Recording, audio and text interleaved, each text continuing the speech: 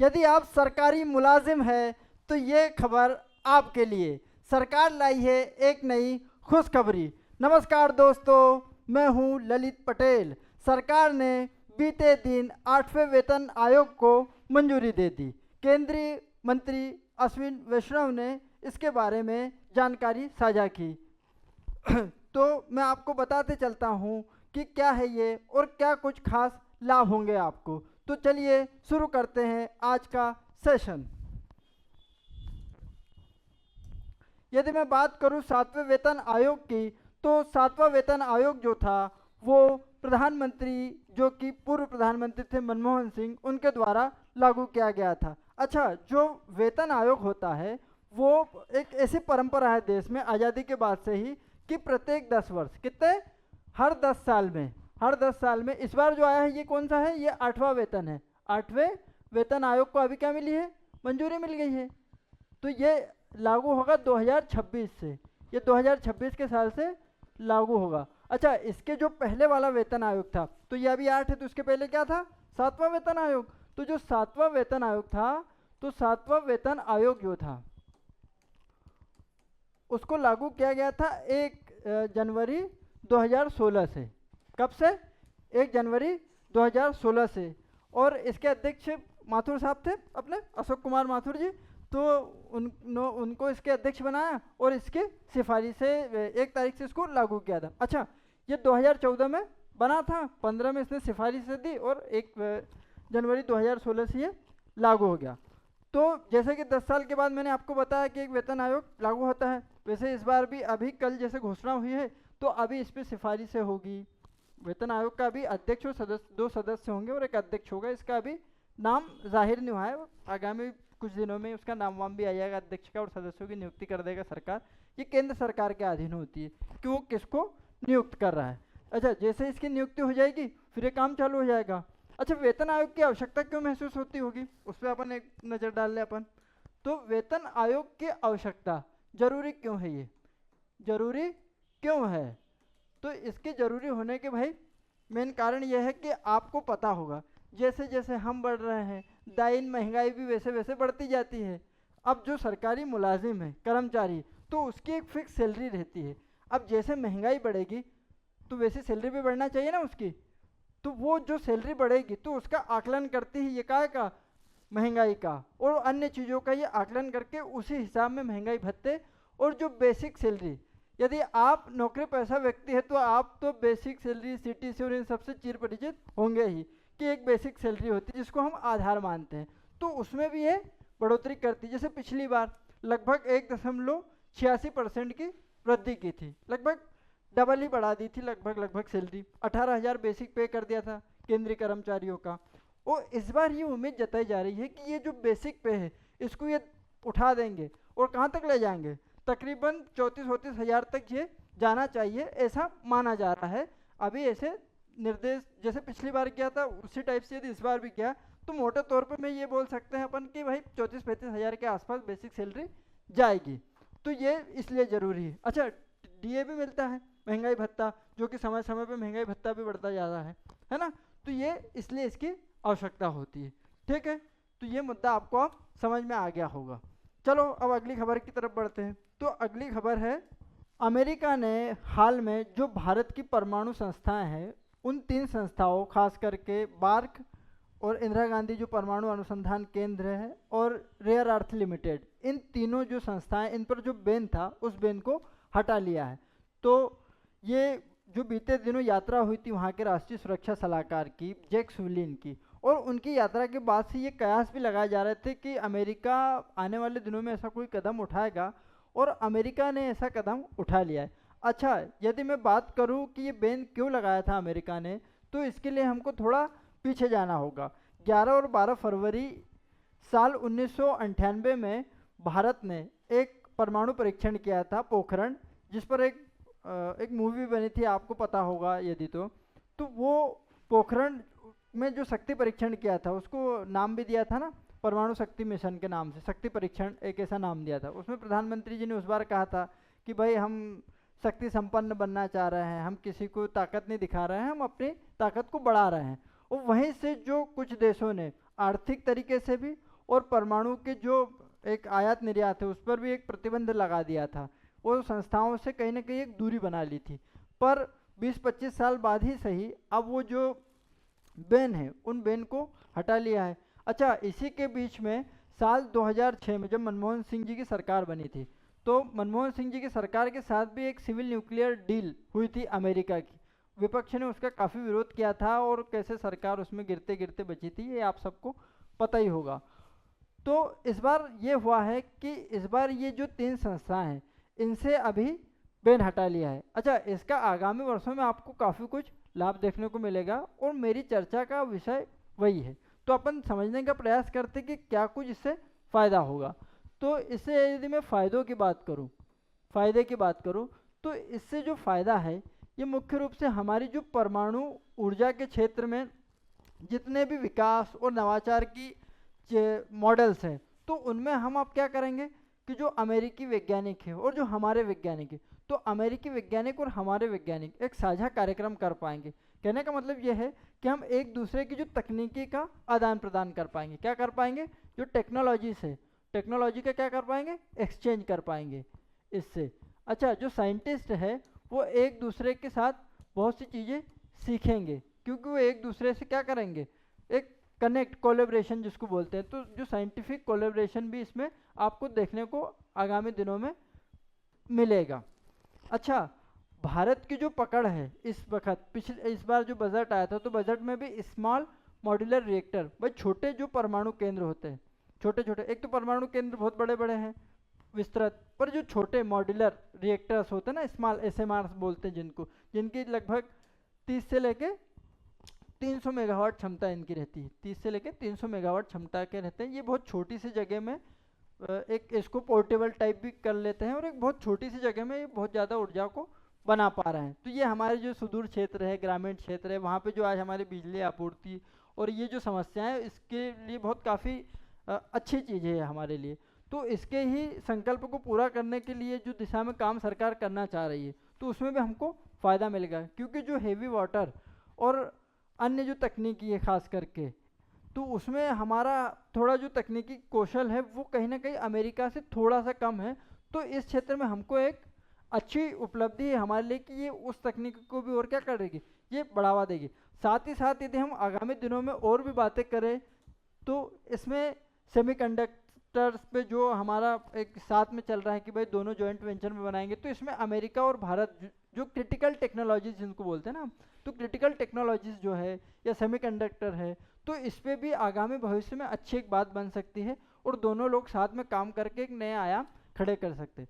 अच्छा, आपको ये अब लग रहा होगा कि यार इतने साल बाद अमेरिका ने ऐसा कदम भला क्यों उठाया होगा, तो इसके पीछे मोटे मोटे 2-3 कारण हैं। जिसमें देखो, कोई भी व्यक्ति जब संबंध बनाता है तो उसमें मुख्य रूप से उसके केंद्र में होता है उसका फ़ायदा।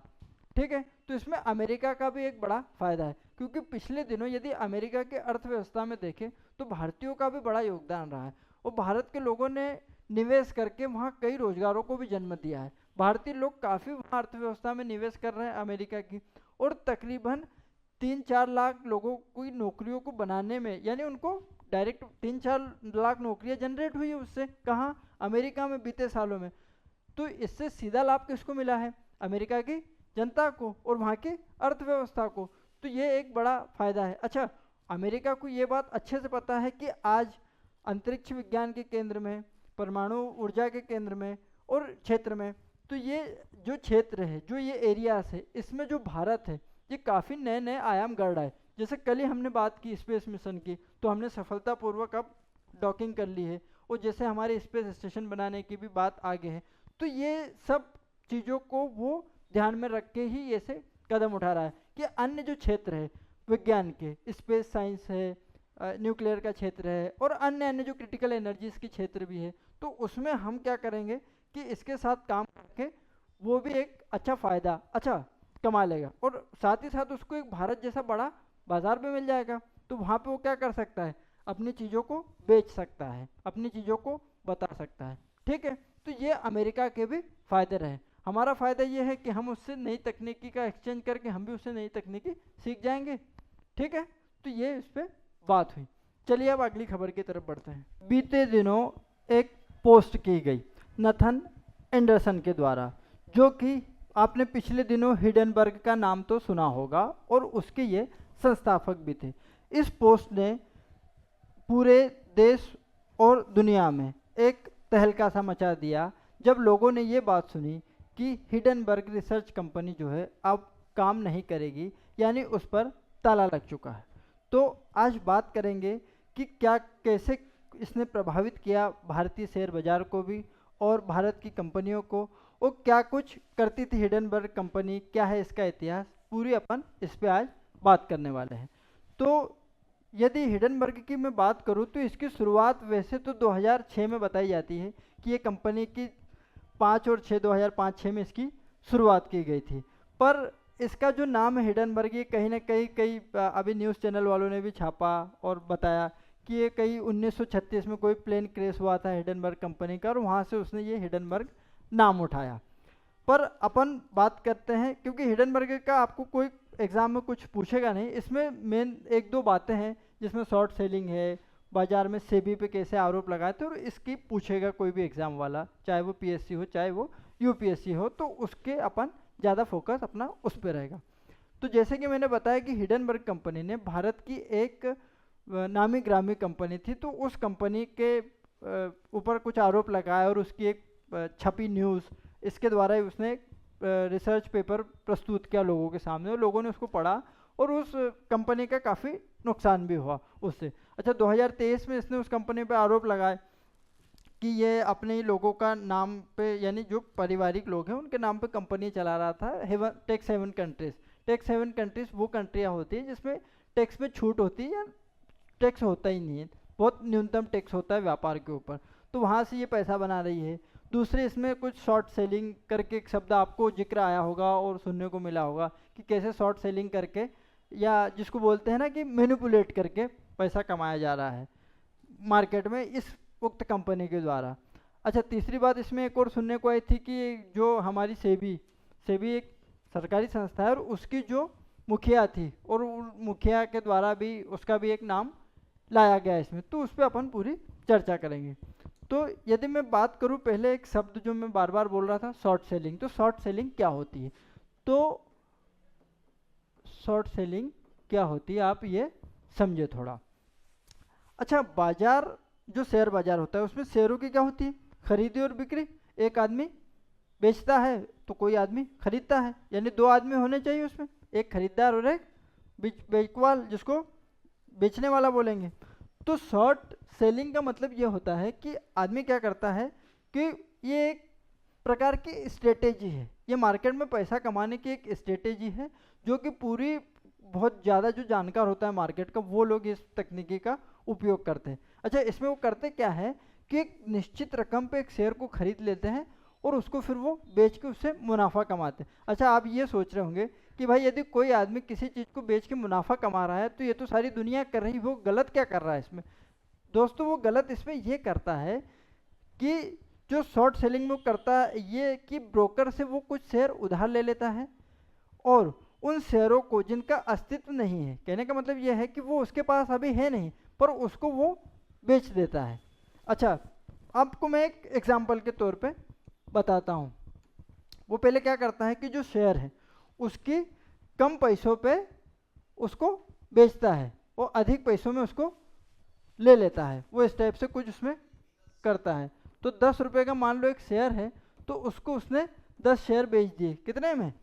100 रुपये में। तो ज़्यादा में बेच दिए उसने, यानी 100 रुपये में उसको बेच दिए शेयर को। अच्छा, जब उसको एक अनुमान रहता है, पूर्व अनुमान मार्केट का, कि भाई अभी ये जो शेयर कंपनी है, यानी एक्स कंपनी है, कोई भी ये कोई एक्स कंपनी है, तो एक्स कंपनी के शेयर है, ये भविष्य में यानी फ्यूचर में महीने भर 2 महीने 4 महीने बाद क्या होगा, थोड़े गिरेंगे। तो आज इसकी कीमत जैसे 10 रुपये थी, अभी गिर की ये कीमत क्या हो गई? 8 रुपये, ठीक है। तो 8 रुपये कीमत गिर के हो गई, तो अब 8 रुपये के भाव से 10 शेयर का क्या हो गया? 80 रुपये। तो ये उसको खरीद लेगा। तो 100 रुपये में उसने बेचे और 8 के भाव से 80 रुपये में उसने खरीद लिए, तो उसका मुनाफा कितना हो गया? 20 रुपये, ठीक है। अब समझे आप? तो ये उसका मुनाफा हो जाता है 20 रुपये। कहने का मतलब ये है कि ये शेयर नॉर्मल जो एक होता है मार्केट में आदमी इंडिविजुअल, तो वो क्या करता है कि कम दाम में खरीद के ज़्यादा को बेचता है। जैसे आप और हम क्या करते हैं, यदि शेयर में हमने पैसा लगाया तो हमने कोई भी शेयर 100 रुपये का खरीदा था, जब वो 111, 112, 125, 200, 500 होता तो हम उसको निकाल देते कि अब शेयर अपना मेच्योर हो गया या पक गया है और अपना पैसा बन जाएगा और निकाल दो। आपने कभी भी 100 रुपये का शेयर लेके 70 रुपये में बेचा नहीं होगा, और बेचा होगा तो कुछ मजबूरियाँ रही होगी तो ही बेचा होगा, उससे लाभ तो बिल्कुल नहीं कमाया होगा। पर ये लोग इससे लाभ कमा रहे हैं, जैसे कि मैंने आपको बताया, तो इसको शॉर्ट सेलिंग की विधि कहते हैं। अच्छा, ये सेबी की तरफ से बैन है। कहने का मतलब यह है कि सेबी इसको एक गलत क्या मानती है, इसको गलत मेल प्रैक्टिस मानती है, गलत इसको तरीका मानती है पैसा कमाने का, ठीक है, क्योंकि इसमें जोखिम भी ज़्यादा है। अच्छा, दूसरी बात यह है कि सेबी के जो मुखिया थे उस पर भी इन्होंने आरोप लगाए थे इस कंपनी वाले ने, तो उस पर भी अपन बात करते कि सेबी क्या है। तो यदि मैं सेबी की बात करूं, सेबी, तो सेबी का फुल फॉर्म है security and exchange board of India, security and exchange board of India. ये जो भारत का शेयर बाजार है, अब मैं शेयर बाजार को केवल बाजार बोलूंगा, ठीक है, तो जो भारत का बाजार है शेयर मार्केट, उसको ये क्या करती है, तो उसको ये कंट्रोल करती है ना, उसको ये रेगुलेट करती है। क्या करती है, उसको रेगुलेट करती है। ये वहाँ की नियामक संस्था है कि जो भी उसके अंदर, चाहे वो ब्रोकर हो, है ना, तो उसके ब्रोकरों का रजिस्ट्रेशन करना, जो उसके अंडर राइटर है उनका रजिस्ट्रेशन, कंपनी का रजिस्ट्रेशन करना, और ये पूरी चीज़ों को, गोपनीयता को बनाए रखना, ये पूरी चीज़ों पे इसका नियंत्रण होता है। और इसी की देखरेख में वहाँ पे जो भी खरीदारी और बिकवाली होती है वो किसकी, इसी की देखरेख में पूरा करता है। कहने का मतलब है कि जैसे मैं आरबीआई का उदाहरण दूँ आपको, कि जैसे बैंक है तो सब बैंकों का संचालन कौन सी बैंक करती है, आरबीआई। उसी तरीके से शेयर मार्केट में संचालन की जिम्मेदारी किस पे है, सेबी पे। अच्छा, अप्रैल 1988 में इसका गठन होता है। कब, अप्रैल 1988 में ये बनती तो है, पर इसको वैधानिक दर्जा मिल जाता है 1992-93 के साल में, यानी 1992 में इसको एक वैधानिक दर्जा मिल जाता है, स्टैट्यूटरी बॉडी बन जाती है। ये एक्ट बनता है इसका, और उसी के बाद इसको एक स्टैट्यूटरी स्टेटस दे देते हैं। तो ये कैसे संवैधानिक नहीं है, ये वैधानिक निकाय है। कैसा निकाय है ये, वैधानिक निकाय। इसका संविधान में कहीं जिक्र नहीं है, ये वैधानिक निकाय है, वैधानिक निकाय बोलते हैं इनको। जैसे कि चुनाव आयोग है, तो चुनाव आयोग का डायरेक्ट है आर्टिकल 324, तो वो कैसा हो गया भाई, उसका संविधान में जिक्र है तो वो संवैधानिक संस्था हो गई, पर इसका संविधान में नहीं है, ये एक्ट से बना है, सेबी एक्ट से बना है ये, तो इसलिए ये। अच्छा, इसकी जो मुखिया थी माधुरी पुरी बुच, तो उनके ऊपर भी हिडनबर्ग ने आरोप लगाया था कि भाई उनके जो पति थे, तो उनके पति की कंपनी थी और वो कैसे उस ग्रुप से जुड़ी थी, एक जो भारत का बड़ा ग्रुप है, और उनसे इनका एक बताया था कि भाई ये साठगांठ करते हैं, और इस प्रकार से इन पे भी आरोप लगे थे। वो विपक्ष ने काफ़ी मुद्दा बनाया था कि आप इस्तीफा दो, और इस तरीके से पूरी बातें ये चली थी। तो खैर, अब जब वो कंपनी बंद हो गई है तो इन सब बातों पे विराम लग गया है। ठीक है दोस्तों, आज के सेशन में बस इतना ही, फिर मुलाकात होती है।